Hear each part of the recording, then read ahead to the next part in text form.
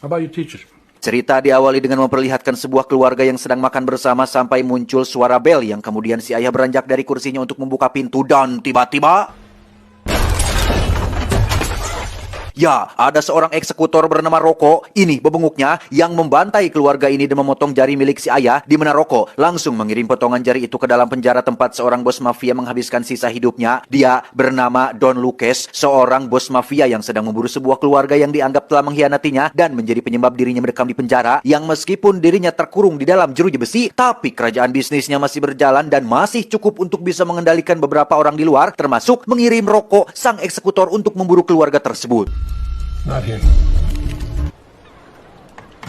Kisah akan berfokus pada sebuah keluarga paling unik, paling langka, dan paling berbahaya di dunia. Ada Giovanni Manzoni si ayah, Maggie si ibu, Bell si kakak, dan Warren si adik. Mereka adalah keluarga mafia yang dipindahkan di bawah perlindungan saksi oleh FBI, di mana keluarga ini harus bisa menyesuaikan diri dengan identitas baru mereka. Karena sang ayah alias Giovanni Manzoni, diketahui telah bekerja sama dengan FBI untuk membongkar seluruh kejahatan para mafia, sehingga Don Lucas yang menganggap Gio sebagai pengkhianat pun menugaskan Rocco sang eksekutor untuk memburu dan menghabisi seluruh keluarga anggota keluarga Manzoni ini. One of the 200 Cadillacs hired by the legendary rebel and going straight to annoy my father. Gio dan keluarga sendiri saat ini baru tiba di Prancis dengan identitas yang baru, di mana anak-anak juga mau tidak mau harus beradaptasi dengan teman-teman baru di sekolah mereka yang baru, dan kediaman Gio selama 24 jam non-stop selalu diawasi oleh pihak FBI yang ditugaskan untuk melindungi keluarga ini dari mara bahaya. Love you. Love you too. Sementara anak-anak pergi ke sekolah dan Maggie sang istri pergi belanja ke swalayan, Gio yang tidak punya aktivitas pun mencoba untuk mencari kegiatan sendiri dengan menjadikan gudang belakang sebagai tempat pribadinya, yang secara kebetulan di situ ada seonggok mesin tik yang bisa ia jadikan sebagai hobi barunya, yaitu menulis.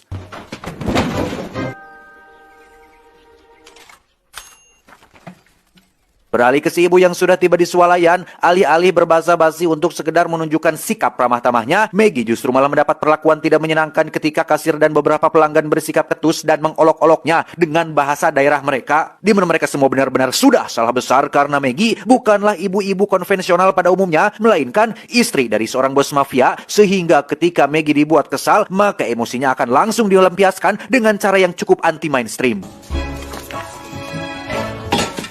Keep the change.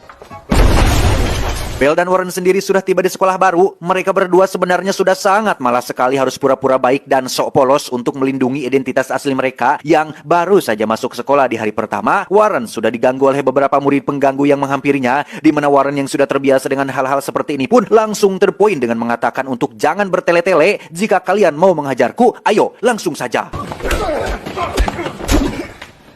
Dan ya, wajah Warren pun lebam tapi tidak terlalu parah karena ia sudah tahu bagaimana caranya melindungi wajah dan meminimalisir serangan dari sebuah pengeroyokan, pun sama dengan Bell tetehnya yang tidak terlalu terkejut dengan hal ini karena keduanya sudah paham betul, sudah sering betul menghadapi hari pertama di sekolah. Bahkan Warren sudah berhasil mengamati satu persatu murid yang ada di sini dan tahu karakter masing-masing dari mereka semua. Saat sedang pulang itulah Bell yang merupakan anak baru pun menjadi incaran utama anak-anak Badung di sekolah yang ingin sekedar mengenal, bahkan mencicipi Bell yang merupakan asli orang Amerika, di mana mereka menawari Bell untuk ikut dengan dalih akan mengantarkannya pulang ke rumah. Dan ya, Bell pun dibawa ke pinggir danau dengan alasan untuk santai-santai terlebih dahulu sambil mengenal lebih dekat satu sama lain, di mana satu dari 4 remaja akil balik itu pun nekat menyentuh Bell dan melepaskan satu tali kutangnya sehingga... Ya, keempat anak Badung itu pun kena mental dan memang sudah salah besar telah berani macam-macam dengan putri dari seorang Giovanni Manzoni, sehingga Bell pun membawa mobil salah satu dari mereka sebagai bayaran atas kejadian tak menyenangkan ini. Saat Gio dan keluarga sedang kumpul itulah muncul seseorang bernama Robert yang merupakan pimpinan FBI yang ditugaskan mengawasi program perlindungan saksi ini, di mana kedatangan Robert ke sini adalah untuk memastikan semuanya masih baik-baik saja, sekaligus ingin menanyakan perihal seorang penjual ikan di dekat kediaman Gio sebelumnya yang diketahui sudah hampir 2 minggu dinyatakan menghilang, yang tanpa sepengetahuan Robert, Gio sebenarnya sudah membunuh penjual ikan tersebut gara-gara membohongi istrinya dan mengatakan jika ikan-ikan yang dijualnya masih fresh, sehingga Gio masih memiliki jiwa brutal seorang mafia pun memutuskan memutuskan untuk menghajarnya sampai tewas, bahkan dikuburkan di halaman rumah barunya tanpa ada yang melihat aksi kejamnya tersebut. Nothing much. Roses mostly. Rose is good. You can talk for hours about Rose. Sampai di sini bisa disimpulkan bahwa Gio dan keluarga bukanlah tipikal orang atau keluarga yang bisa dibuat macam-macam, karena jangankan macam-macam, perkara hal sepele seperti ikan tidak segar saja, mereka bisa sampai nekat berbuat hal seperti itu. Say hi to Maggie for me. Yeah, you bet. Dan ya, ini bukanlah kali pertama Gio bermimpi buruk seperti itu, karena memang ia tidak akan pernah bisa hidup tenang sebelum Don Lucas mati dan tidak lagi memburunya. Sehingga untuk menenangkan pikirannya agar tidak panik, Gio memutuskan untuk menulis kisah hidupnya sendiri dengan harapan bisa sedikit meringankan beban hidup tidak tenangnya tersebut. The whole truth to be told just once, to say, well, in this chapter, I'll do the opposite and demonstrate. Dan apa yang akan ditulisnya mungkin akan sedikit membuat Anda terkejut, karena Gio menganggap dirinya adalah orang baik. Bahkan ia mengklaim ada sekitar 10 poin kenapa dirinya bisa disebut sebagai pria baik hati, yang dari ke-10 poin itu sebenarnya tak ada poin yang patut dicontoh, kecuali kejujuran, komitmen, dan kesetiaan yang mungkin sulit dimiliki oleh orang-orang konvensional pada umumnya. Number 10. Number 9. Number 8. Number 2. Tak lama setelah selesai menulis semua poin-poin itu, Gio kedatangan seorang tamu yang ternyata adalah tukang ledeng yang sebenarnya datang terlambat 2 jam lebih lama dari yang dijanjikannya, yang membuat Gio harus menunggu. Sudah mah terlambat, si tukang ledeng ini ternyata adalah tipikal orang yang suka sekali ngomong, omon-omon, banyak omon, kerja belum, sudah minta uang duluan, bahkan meminta tambahan biaya apabila ingin pipanya segera dibereskan, tanpa tahu jika orang yang ada di hadapannya saat ini bukanlah orang biasa yang bisa dibuat untuk macam-macam. Sehingga ketika Gio yang memiliki kesabaran setipis tisu pun langsung mengambil sebuah tongkat bisbol dan tiba-tiba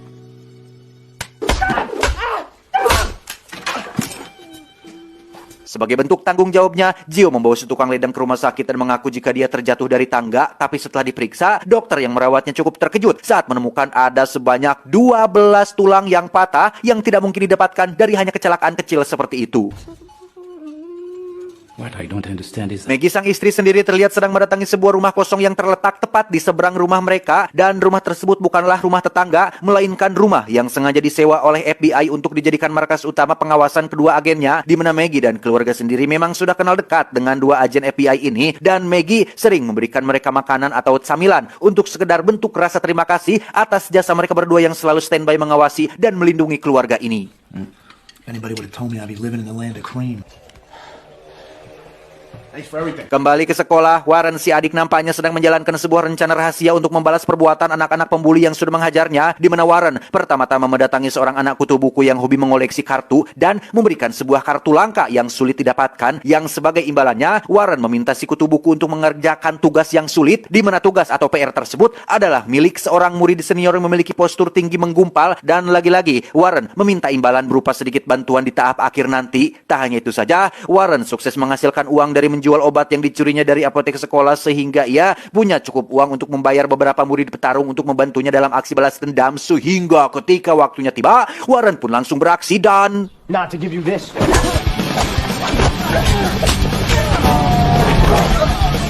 beralih ke Belle si kakak yang juga tidak kalah brutalnya dengan menghajar murid perempuan yang sering usil terhadapnya, di mana Belle yang sedang dalam masa puber dan baru mens pun sedang mengalami apa yang dinamakan jatuh cinta, bukan kepada sesama murid tapi kepada seorang guru honorer yang masih muda dan masih kuliah bernama, kita panggil saja si guru, di mana Belle nekat mendatangi ruangan si guru dan meminta beliau untuk memberikannya les tambahan pelajaran matematika demi untuk bisa mengenal lebih dalam tentang kehidupan pribadi guru muda tersebut.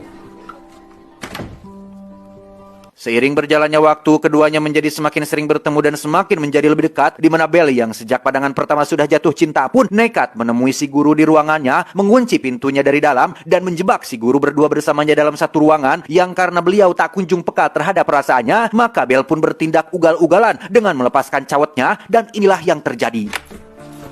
Anyway.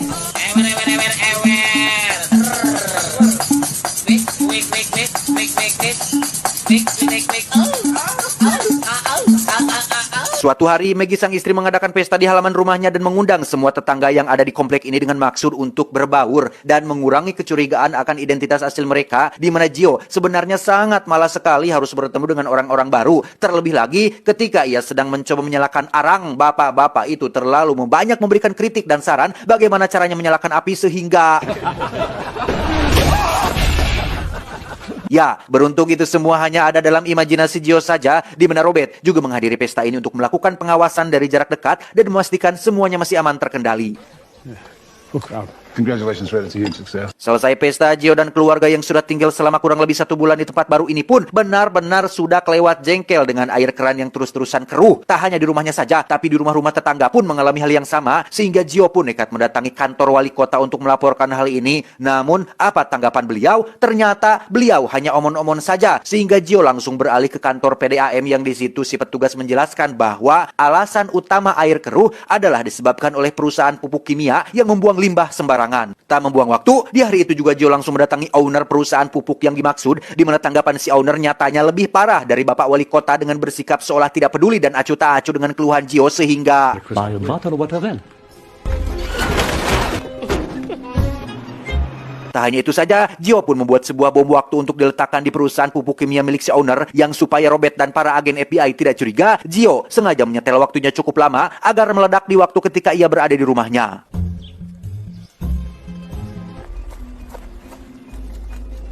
Selesai dengan urusan Gio dan air keruhnya dan sang owner yang benar-benar dibuat mental karenanya, kita akan beralih sejenak ke Warren yang sedang diberi tugas untuk membuat semacam permainan kata-kata untuk koran sekolah yang katanya akan dicetak untuk dipublikasikan secara umum, di mana Warren yang tidak memiliki ide pun tiba-tiba teringat dengan momen ketika dirinya masih kecil, tepat saat Don Lucas sedang bercanda bersama tengahnya dan mengatakan semacam kalimat jokes yang berbunyi, "If it's good enough for you, it's good enough for me." If it's good enough for you, it's good enough for me.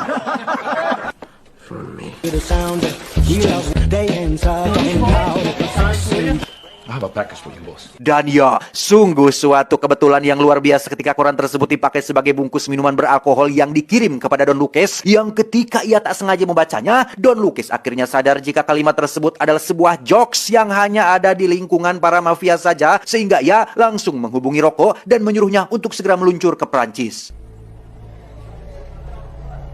Where is he exactly? Kembali ke Gio yang sedang berkumpul bersama keluarga, ia tiba-tiba ditelepon oleh salah satu tetangganya yang sering mengadakan semacam acara nonton film bareng, disertai dengan sesi debat membahas tentang seputar film, yang karena Gio mengaku berprofesi sebagai penulis, maka para tetangga sepakat untuk mengundangnya ke acara nonton dan debat film tersebut. Very gracious of you. Good night, Mr. Blake. Thank you. Okay. Beralih ke sekolah, Warren akhirnya disidang oleh para dewan guru terkait kelakuannya di sekolah, yang tentu saja ini merupakan masalah yang sangat besar yang berpotensi dapat membuka identitas asli keluarganya, pun sama dengan tetehnya yaitu si Bell yang sedang patah hati oleh si guru muda yang memutuskan untuk melanjutkan kuliah di luar negeri dan terpaksa harus berpisah dengan Bell dalam waktu yang cukup lama.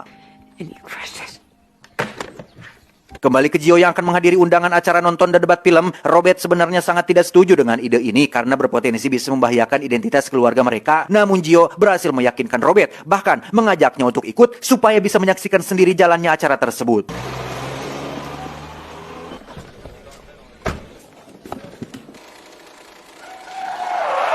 Tepat di malam yang sama, Warren yang sudah terlanjur membuat masalah pun nekat kabur dari rumah dan bertekad untuk merantau, memulai kehidupannya sendiri, di mana Bell, si kakak, tak bisa berbuat banyak karena ia juga sedang dalam kondisi patah hati. Yang tepat setelah Warren pergi, Bell pun nekat berdiri di tepian gedung tepat di seberang kantor kepolisian demi agar kekasihnya si guru muda mengajaknya pergi kuliah di luar negeri. Tell you that I love you. And hear your voice one more time. Warren sendiri terlihat sudah berada di stasiun menunggu kedatangan kereta yang akan membawanya ke pusat kota, di mana Warren nampaknya harus mengurungkan niatnya setelah mendapati Rocco dan kelompok pembunuhnya baru saja turun dari kereta, sehingga ketika ia menyadari keluarganya dalam bahaya, Warren buru-buru menghubungi telepon rumahnya, namun tak ada satupun orang mengangkat telepon tersebut. Hello? Rocco dan kelompoknya benar-benar melakukan pekerjaan secara profesional dan terorganisir. Hal itu terlihat dari bagaimana mereka mendatangi kantor polisi dan pemadam kebakaran supaya tidak ada pihak yang ikut campur atau menghalangi aksi mereka malam ini, di mana Bell yang kebetulan ada di atas gedung seberang kantor kepolisian pun buru-buru pulang ke rumah untuk memperingatkan keluarganya yang sedang dalam bahaya.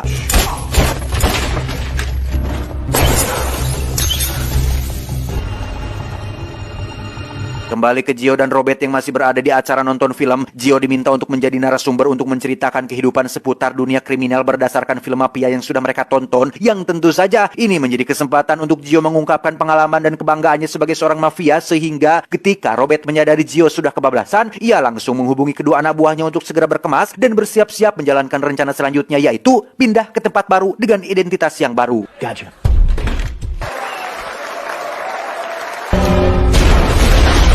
Dan ya, tepat jam 12 malam, bom waktu yang Gio siapkan pun akhirnya meledak. Robert yang mencurigai Gio adalah ulah di balik ledakan itu pun buru-buru membawanya pulang ke rumah dan memintanya untuk tetap diam di sana sampai ada instruksi selanjutnya. Sementara Robert pergi ke kantor polisi, Maggie terlihat sedang berada di rumah seberang bersama dengan 2 agen FBI. Ia sempat meminta izin keluar untuk cari angin, tapi sungguh terkejutnya Maggie saat menemukan semua jalanan kompleknya sudah dipenuhi oleh orang-orang berjubah dan bertopi hitam, sehingga ia segera kembali ke dalam dan memberitahu tentang apa yang dilihatnya barusan.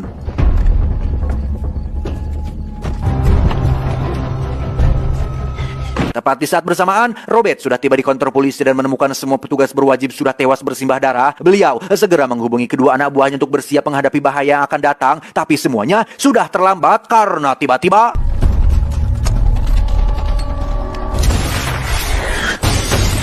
beruntung, Gio yang sendirian di dalam rumah pun masih ditangtayungan sehingga ia berhasil bertahan hidup dari ledakan tersebut. Sementara 2 agen FBI terlihat sudah siap siaga menyambut kedatangan para pembunuh itu, tapi tiba-tiba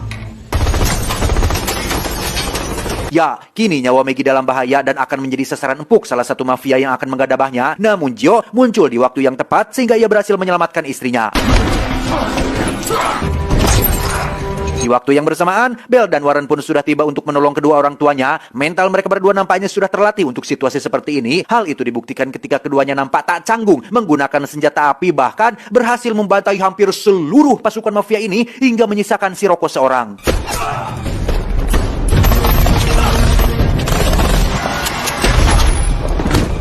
Tersisa Rocco yang masih hidup. Bell harus menjadi sasaran empuk Rocco setelah Warren mengalami sedikit cedera, di mana mereka berdua terlibat kejar-kejaran sampai ke jalan raya dan